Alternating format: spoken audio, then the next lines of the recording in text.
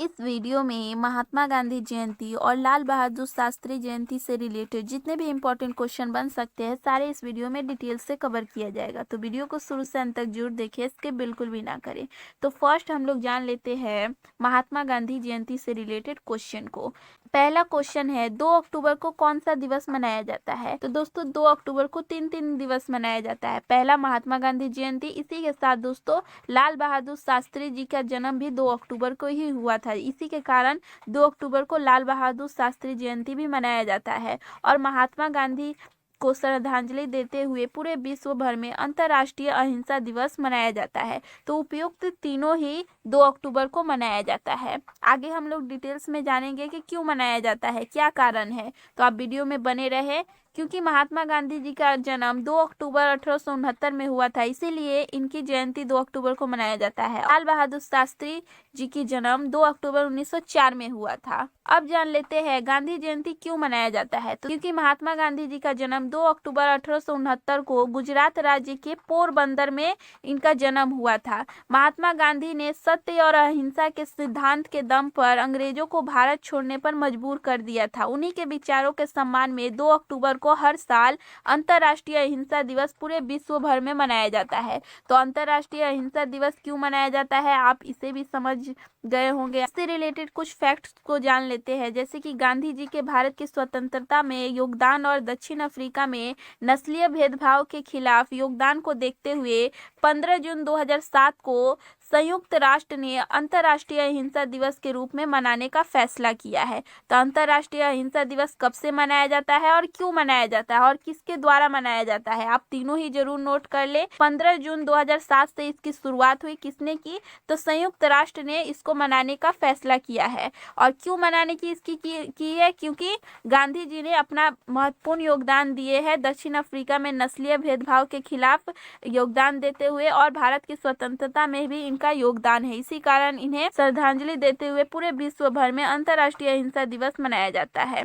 महात्मा गांधी जी की मृत्यु कब हुई है, तो इनकी मृत्यु दोस्तों 30 जनवरी 1948 में नाथूराम गोडसे ने गोली मारकर इनकी हत्या की थी।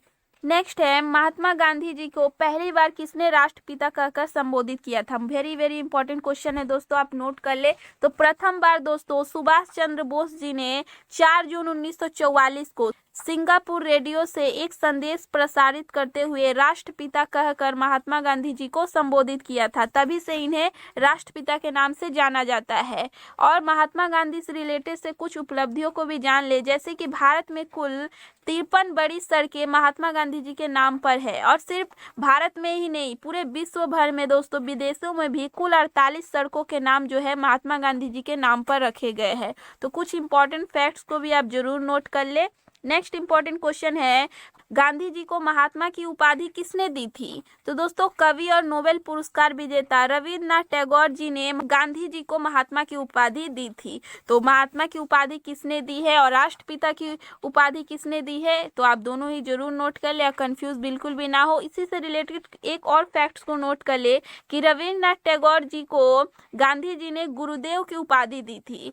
नेक्स्ट है 2021 में यानी कि इस वर्ष महात्मा गांधी जी की कौन सी जयंती मनाई जा रही है, तो 152वीं जयंती मनाई जा रही है। क्वेश्चन नंबर 7 है महात्मा गांधी जी द्वारा चलाए गए कुछ आंदोलनों के नाम बताएं। जैसे कि उन्होंने कई सारे आंदोलन चलाए। 1930 में उन्होंने दांडी मार्च का नेतृत्व किया। भारत छोड़ो आंदोलन 1942 में इनके द्वारा चलाया गया था। इसी के साथ 1920 में उन्होंने असहयोग आंदोलन जैसे कई महत्वपूर्ण आंदोलनों का नेतृत्व भी किया और चलाया भी। गांधी जी का पहला सत्याग्रह यानी कि आंदोलन दोस्तों बिहार के चंपारण में शुरू किए थे। कब किए थे, तो 1917 में किए थे। तो कुछ इंपॉर्टेंट जो आंदोलन है महात्मा गांधी जी द्वारा, आप इसे जरूर नोट कर ले। आप प्रथम कब उन्होंने स्टार्ट किया था, ये दोनों ही इंपॉर्टेंट फैक्ट्स है, तो आप जरूर नोट कर ले।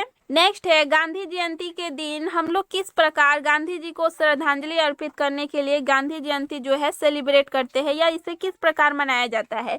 तो दोस्तों 2 अक्टूबर को पूरे भारत भर में गांधी जयंती के दिन स्कूलों, कॉलेजों और सरकारी संस्थाओं में प्रार्थना सभा और सांस्कृतिक कार्यक्रमों का आयोजन किया जाता है। वहीं देश के नेता महात्मा गांधी जी की समाधि राजघाट पर श्रद्धांजलि अर्पित करते हैं।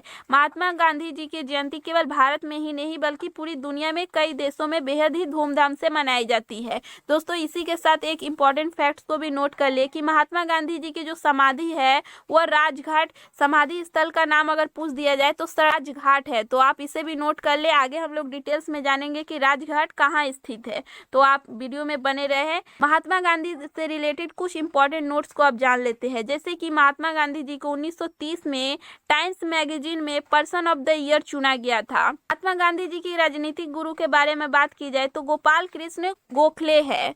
नेक्स्ट है महात्मा गांधी जी को पहली बार अर्धनग्न फकीर किसने कहा था, तो चर्चिल ने कहा था। ये बहुत ही इंपॉर्टेंट क्वेश्चन है। अर्धनग्न फकीर महात्मा गांधी जी को किसने कहा था, तो चर्चिल ने कहा था। नेक्स्ट है महात्मा गांधी जी की आत्मकथा यानी कि ऑटोबायोग्राफी का नाम क्या है, तो इनकी ऑटोबायोग्राफी का नाम दोस्तों माई एक्सपेरिमेंट विथ ट्रूथ, ये इनकी ऑटोबायोग्राफी की नाम है, जो दोस्तों इन्होंने गुजराती लैंग्वेज में लिखी थी। नेक्स्ट है महात्मा गांधी जी ने कई पत्रिकाओं का भी प्रकाशन किया था, जिसमें सबसे महत्वपूर्ण पत्रिका दोस्तों हरिजन, जिसका प्रकाशन 1933 में किया गया था।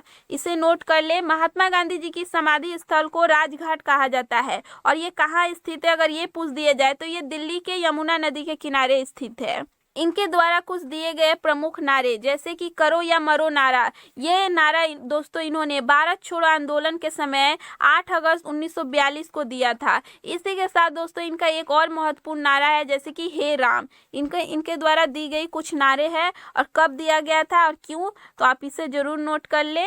नेक्स्ट है महात्मा गांधी जी जो है पहली बार दक्षिण अफ्रीका 1893 में गए थे और 1915 में भारत लौटे थे। करीब 21 वर्ष तक ये दक्षिण अफ्रीका में रहे।